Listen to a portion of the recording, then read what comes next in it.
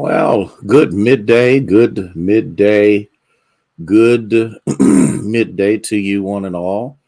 I want to thank you so much for coming and sharing with us on today. We're grateful for the privilege to be able to share, to be able to impart, excuse me, and to provide some level of inspiration, instruction, challenge, so that we can be the men, the women that God would have us to be. That is overwhelmingly important for us to be able to do so.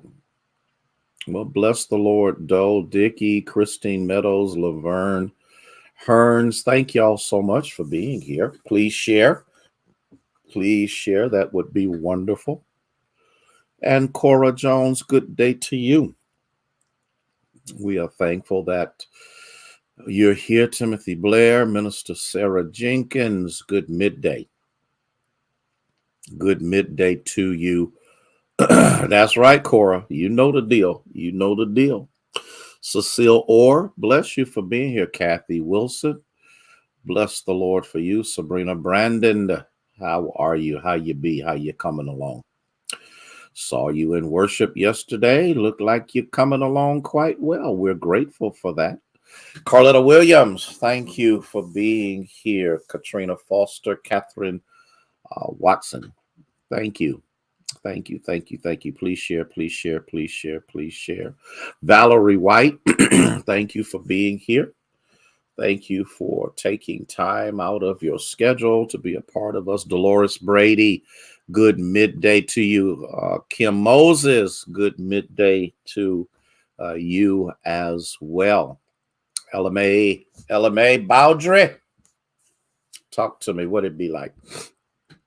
And so we are thankful to God for you, one and all. Nancy Harrison, thank you. Thank you, thank you, thank you, thank you. Blood pressure high. Okay, girl. Darlene Madison, how are you?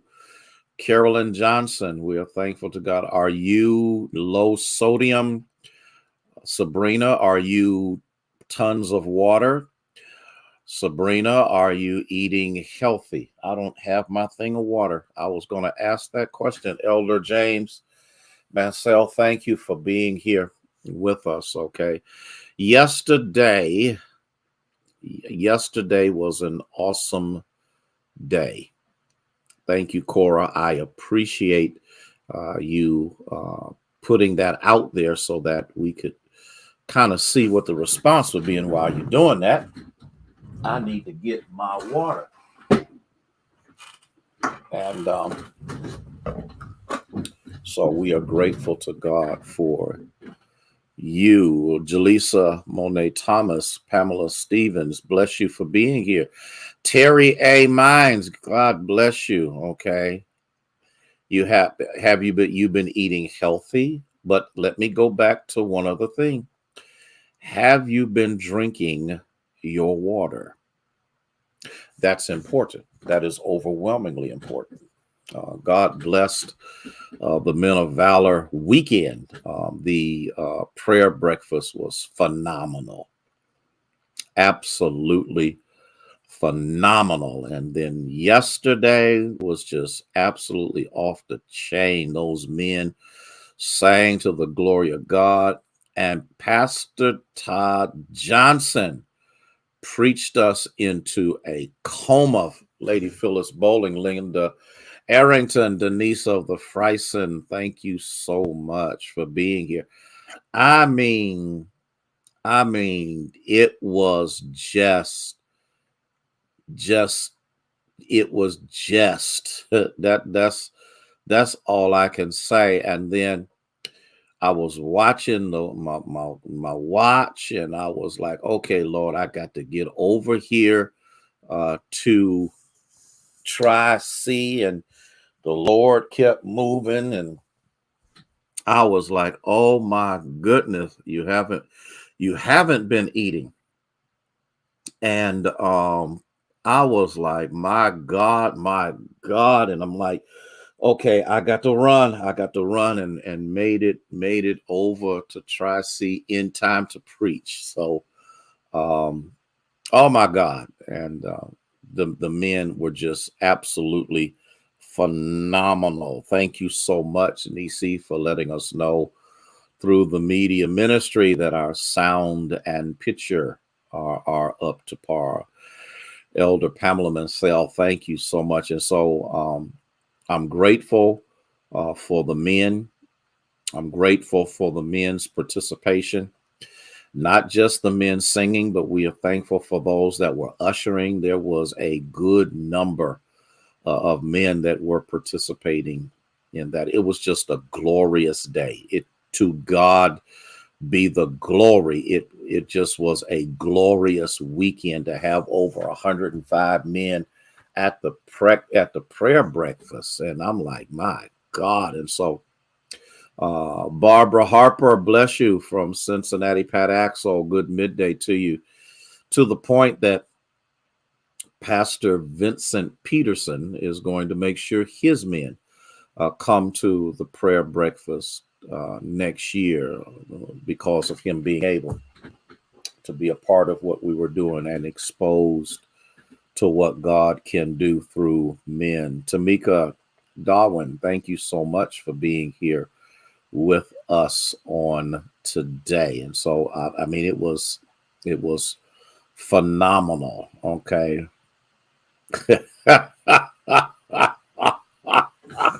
Cora, hush, hush, Cora, hush. We don't know. We don't know what the future holds. That's just kind of where we are with that. We'll see. We'll see. Okay.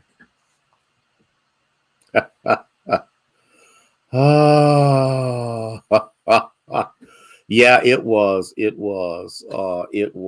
absolutely phenomenal. That's basically all I could say. Just absolutely phenomenal. What actually took place yesterday. And so we are grateful to God for what God did. Ethel Randolph, thank you. Trinette Pipkin, bless you for being here with us. Well, what is the question for today? Let's see how well we digest this one. I am excited about what God does. Thea Grace, hush, girl, hush. Okay. Oh my God. Okay, I'm not gonna do that. I'm not gonna do that. I'm not. I'm just gonna calm myself down, and you know.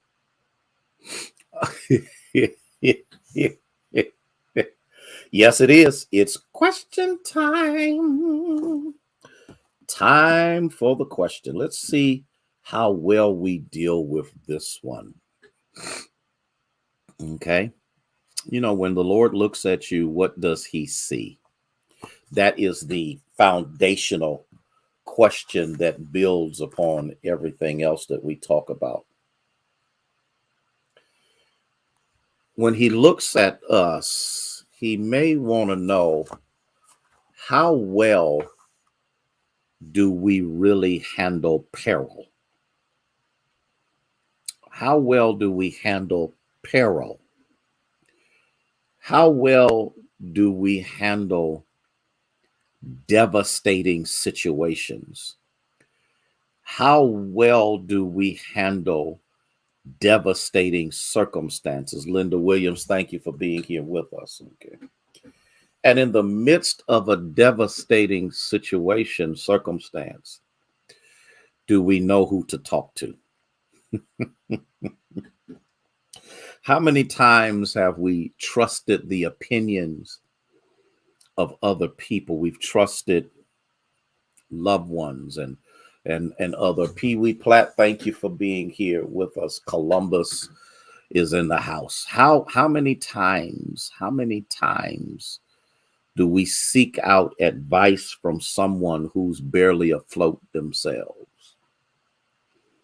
How many times do we trust in that which cannot actually be depended upon? How many times have we subjugated ourselves to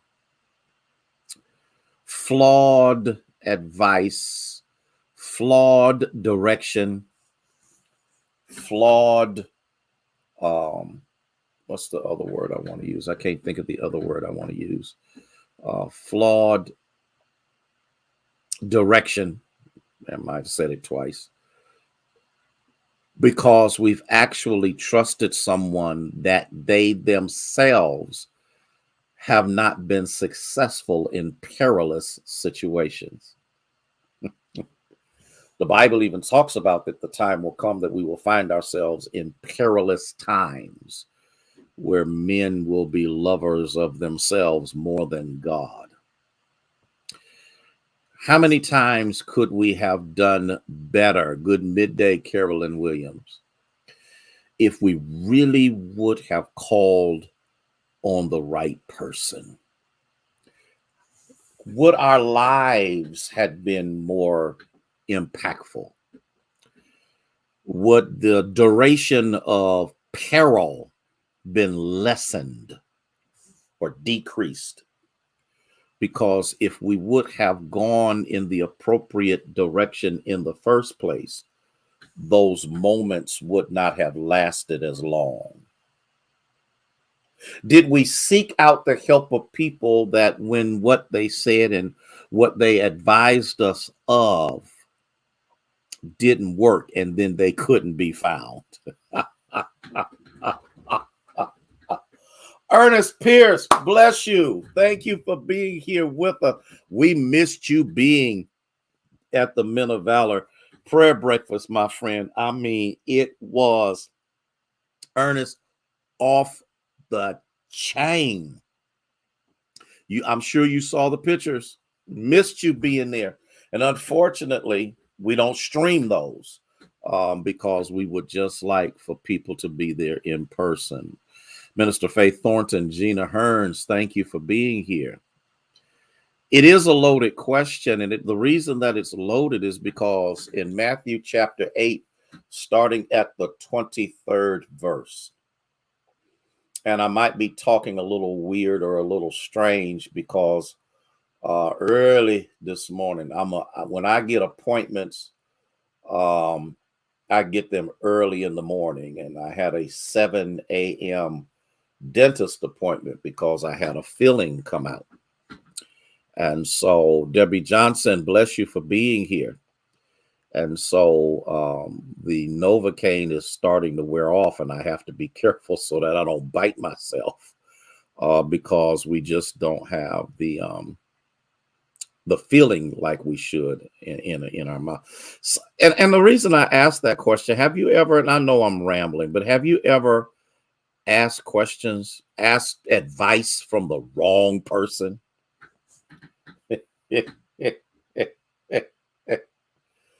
Okay, Cora, I'm not trying to mess you up today. And these are I'm telling you, the Lord gives me these questions. I'm writing them down. They're in a tablet, they're in a book. And I'm going to type them up and do all of that kind of stuff. Because you saw the pictures, Ernest. I appreciate you, man. Tell your wife we said hello. And, that's all I can say. That's all I can say. I can't say anything else. So Matthew chapter 8, verses 23. Now, when he got into the boat, his disciples followed him. Now, that's kind of a powerful thing to think about, because I'm quite sure that they were all right where they were. Jesus has challenged them because they said, if you want to be a disciple of me, you're going to have moments when you don't even have your own place to stay, your own place. Vernice, bless you, dear, for being here, and Raymond as well. So they get into the boat, and his disciples followed him, and suddenly a great tempest arose on the sea, so that the boat was covered with waves. Lavonda Jones, thank you for being here. Bless you for being here. Think about this.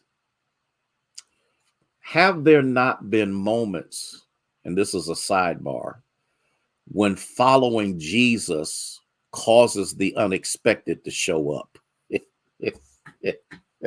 Can I get you to think? Can I get you to think about that? Because there was no problem following Jesus as long as all was well, as long as the miracles were happening, as long as hungry people were being fed, as long as everything was sailing fairly smooth, because there were bumps in the road. There were issues in the road because the scribes, the Pharisees, and the Sadducees were overwhelmingly relentless in coming after the character of Jesus. They did everything they possibly could to discredit him and to falsify his identity and try to persuade people not to believe in him because he declared himself to be the Son of God. And so the Bible says that there was no storm.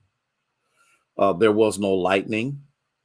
There was no thunder. There was no wind when Jesus gets into the boat and they followed him. And the funny thing about it is there's a powerful word there that says, and suddenly. You have to think about this, and I'm probably not going to get through this. I'll probably have part two tomorrow. But isn't it amazing? And I may not be talking to everybody, but isn't it amazing how storms show up suddenly? Normally you can tell when a storm is coming. You can look in the sky and see that it has changed. The sun is all of a sudden beginning to disappear, and clouds are beginning to roll in, and wind begins to intensify, which gives you, Minister Rhonda Ware, good midday to you, my friend. It gives you, and I remember when we were younger, we were in Huntsville, Alabama. Tom Swanson, how are you, sir? At my granddaddy's farm, and he was out in the country, and my brother and Buford and them, they was way out in the field, and I was like, okay, y'all need to hurry up and get back to the house, because far out over there you could see that the storm was coming. Gladys Swanson, bless you for being here. Okay. And yes, there's usually a warning, and we could see, you could see the lightning, you could hear the thunder, and you could also see the rain at a distance. And I was like, come on, you guys, come on. We need to hurry up and get back to the house so that, we don't get wet, because the storms were coming at a high level of veracity. Well, everything was all right until my brother and Buford got hooked up on the barbed wired fence.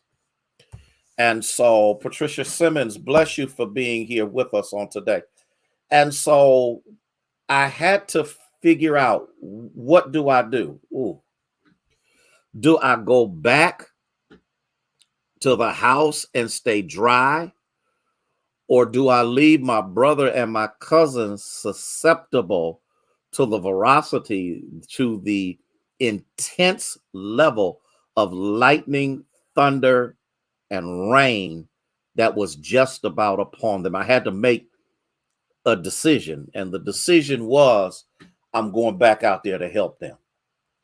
And in the midst of that, as soon, because you got to remember, there's a danger in being close to anything metal while lightning is flashing. And of course, when you're in a crisis situation, you don't evaluate danger, you react to the situation. Am I teaching? Am I talking to somebody today? You react to the situation. So now the rain is pummeling us, and we are now drenched, and I'm struggling without trying to tear the clothes to get them because they're on the other side of the barbed wire. And so I finally get them loose one by one and have to pick them up over the barbed wire because I didn't want them to get caught again. And in the midst of that, we all made it to safety, though we were drenched because of the rain that had come down. See, every now and then there are some warnings that take place that a storm is coming. But with these disciples, all of a sudden it said, and have you ever had a situation catch you off guard suddenly? Have you ever had a circumstance that caught you suddenly?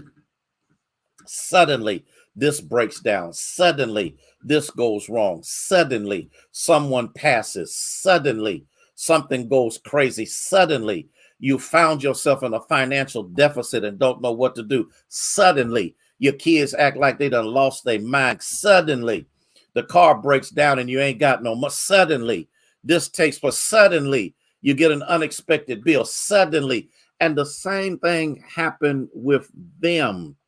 Suddenly, this storm shows up. It called it a tempest, arose on the sea, which means the wind was close to hurricane strength, because with the wind blowing at the level of intensity that it was, the Bible says that the boat was covered by waves, which means as the boat was trying, and you got to remember, boats are designed to expel water through certain slits and holes that are in the side of a certain place. But when the wave is over your head and then crashes down upon you, it is impossible for that boat to be able, Rhonda Fletcher, bless you for being here. It's impossible for that boat not to take on water, because the expelling of water is less than the amount of water that's coming into the boat. And the Bible says that while this ship is filling up, while this boat is beginning to sink because of the weight of the water that's coming on board, they said Jesus was asleep. Oh, I'm about to shout on that right there. Jesus was asleep. He was asleep. He was in the storm with them. He was tossed with them, but because he was just as much God as he was man, he was fatigued. He was exhausted. He was tired. Have you ever been there? Have you ever been there where the day was so full of madness and craziness that as soon as you sat down, I've done it myself. I've had days when I've had to do a whole ton of stuff, and I didn't really feel tired at the time until I got into a comfortable position. Oh God, I got into a comfortable position, and when I got there, next thing you know, you just pass out. But this is where Jesus is, and so here are these men. Many of them understand the sea, can know how to navigate the sea. But right now, this sea experience is greater than anything else they had ever been in. And what do? They go down to him and they woke. Now, how can the master be asleep while the storm is raging? How can the master be unconscious of what's going on? Because I'm sure the waves are tossing the boat all over the place, but yet still in the midst of this, in the midst of all the madness, Jesus is knocked out. He's asleep. He's shown up sleep. And they go down and they wake him up. That's as far as I'm going. Because no matter how difficult your storm,